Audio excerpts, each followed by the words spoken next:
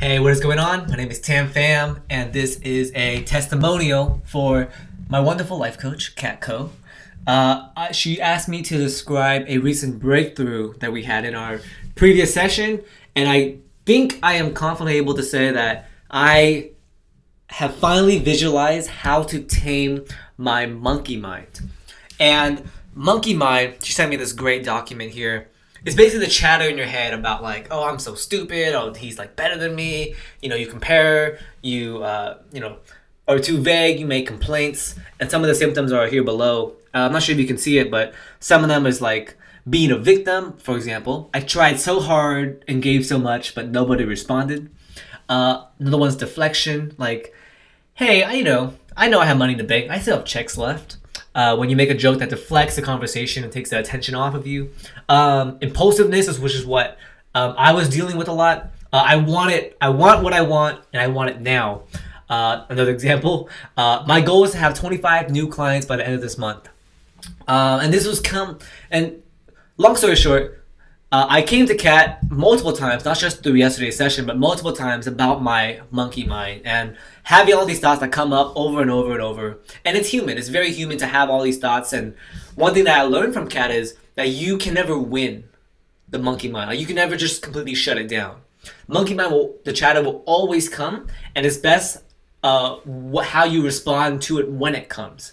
And, honestly, like, she gave some steps that kind of makes sense. Like, for example, she mentioned, like, you know what, when something happens, first you want to identify it. Like, oh, if you want to get your business up right away and like get 20 clients by the end of the month, what symptom is this? And she would say, and I would look at this sheet and I'll be like, oh, that's very impulsive of me. And then her suggestion was like to kind of notice that, acknowledge it, or not even acknowledge, just notice it and just say, huh, this is what impulsiveness is, and kind of separate that this is different from me versus the monkey mind. So basically saying the monkey mind is thinking this, not you. And the monkey mind is, been ingrained in us since evolution, and this is going to happen. So seeing that as a comparison and finding my own solution to combat this. So my solution was, one, noticing it, two, knowing that they're both separate, and then three, just to tell myself that it's not helpful and these thoughts are not serving me, and then four, just continue on with my day. And like that's okay advice. I guess, like, it makes logical sense, but I just didn't really feel it. Like, she told me this, and it's not the first time she told me this too. Like, I've had these thoughts many times through the 2 years I've been working with Kat, and I wasn't really satisfied. I was like, Kat, solve my problem. Just do something about it. But like a good coach, she didn't say like the one answer, that the one right way to do things. And she kind of flipped the question on me about a passion I love, which is chess. And I've been obsessed with chess all my life, especially in the last couple months. Just eat, breathe, sleep, playing, studying chess, teaching chess. And she asked me a question about, how would you look at this lens, the monkey mind lens, if it was like a chess game?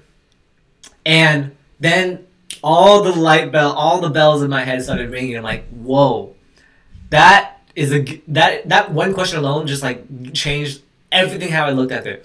And it's because I have a very specific game where the opponent in chess were able to make moves, but all of their moves didn't accomplish anything.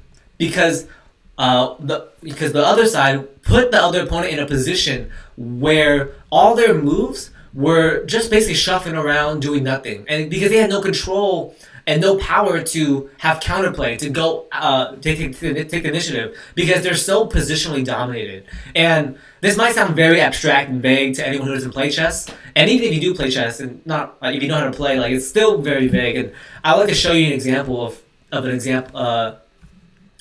Yeah, I'm gonna load my screen of an example of a game which I love, and which brings this point so home for me.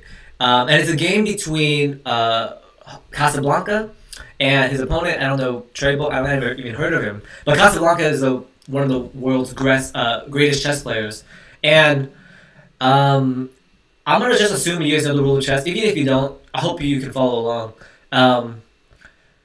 White captures, black makes a move, and then white closes a position. So if you notice this position, it is completely closed, meaning that things can't really happen. The only open way to attack is through this route, right?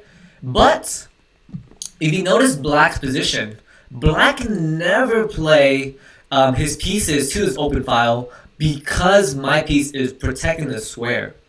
Actually, now he can because he has two. He has an attack and defender. But let me just show you my point. So after he moves a rook, I'll move my rook over here. So he can never actually play this move. And if you notice here,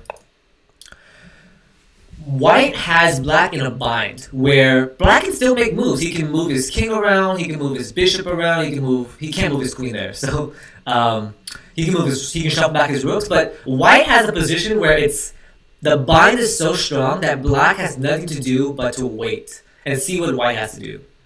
And I think about it with my monkey mind because all of these symptoms, being vague or deflection, impulsiveness, all of these are just moves that don't actually contribute to your main goal. And your main goal is to get counterplay and to build up attack. You know, what black would love to do is, if he had moves in a row, he would move all of his pieces out, right? And come out and try to attack on this side. But I don't want him to do that because it's counterproductive. Meaning, in the monkey mind wants to bring all of this up, like impulsiveness and comparison and you know, all these symptoms, the 20 symptoms, I don't remember all of them. The monkey mind wants to do it. And if you let the monkey mind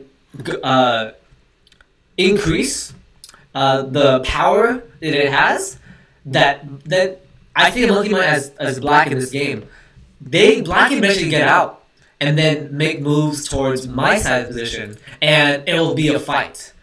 Versus me having the position under control, me being able to look at all of these black shuffling moves and just kind of laugh at it and just think, there's nothing you can do, black. Like there's nothing you can do because my position is so strong. There's no break for you to come at me. So just to show you more, white's gonna bring all their troops and just very patiently wait and pile up the attack in order to win. So black moves his bishop back, white moves his pieces closer to the attack. The king, look, the king is shuffling. Black is stuck. Do you see? Like black has no break. He can never play a break like this because I can just capture it with a lot of pieces. And black has no pawn moves. All these pawns are blockaded, meaning that black has nothing to do but to wait. And I think about when I play games of chess, sometimes I play games or play chess or any other game, and I rage a lot, and the rage makes me even worse at playing because I want to win immediately and go bad. And I will lose a game, get really mad, and then lose 5 more games. And that is, I feel like that's black in this position. Black wants you to be in a position where you're worse. They make you slightly worse, and then that carries on throughout the whole rest of the playing time you have. So instead, you want to control the position. You want to be in a position where when rage happens, it's going to be as silly as this king moving back and forth. Like, rage is going to happen, the king's going to move back and forth, but that's not going to change the position. Only when you slip and when you let black get into the position is when the monkey mind is going to win. And it's going to take over and, one, ruin your position, and two, make you worse for the rest of the game. And you don't want that. So, framing the question back to chess and seeing this visual makes me realize, wow, I have a very strong position on my mind. I have a very strong control of what I can do. And no matter what symptoms you throw at me, for example, excuses or deflection or fragmentation or being paranoid, complaining, whatever those are, that's I'm gonna look at this game and think of it as silly as this king going back and forth. How sad is that? You have no chance for counterplay. And I'm just gonna show you the rest of the game because it's so beautiful. But that was the kind of breakthrough that I had with Cat, and I just love it because I'm gonna print this game, like this game, and put it on my wall and say, like, label it Monkey Mind. Like, this would be the Monkey Mind game, because whatever Monkey Mind tries to do, you have to realize that they're trying to go for counterplay, and it just might sound boring to anyone who doesn't play chess or like doesn't get it, but this is like lights me up so much because this is so much more clearer than the, acknowledge it, or notice the thought and then say thank you to it, and just know it's not you, and it's the Monkey Mind, and it's based on evolution. Logically it makes sense, but this is just like boom, the game. So the king shuffles, the queen is going to keep going and build up the attack. The king shuffles again. The bishop's gonna shuffle, the king's gonna shuffle, and white's very patient. White's shuffling his king because eventually you want to make a sacrifice. So white's trying to figure out, and with a lot of time, by the way, like trying to figure out where is the best place to put this king. So Casablanca thought, this square was the best place for chess reasons that I don't want to dive too deep into. So the bishop shuffles back. This is really sad, and so this is a beautiful game because Casablanca is so patient. And only now is when we put pressure. So white had all the time in the world to build this up in the attack, to have the pieces on the perfect square, and then eventually making a sacrifice like this in order to infiltrate on the position. And in only 4 more moves, black resigns. So after black captures, black's kind of forced to capture. If you just shuffle your king, like, we have 3 attackers on this piece, while black only has 2 defenders. So we're gonna infiltrate no matter what. So the best thing to do is just to capture and just see your fate. We capture. Since this pawn is removed, this exposes an attack on the bishop. So we capture the bishop.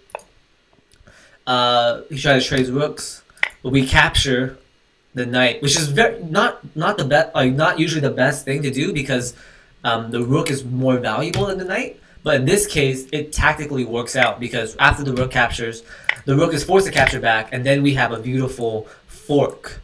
If you imagine eating a fork, it goes out in different ways, and this is a great example of it, of the knight attacking all of these different pieces. So say, for example, the queen, the most valuable piece in the game, moves away.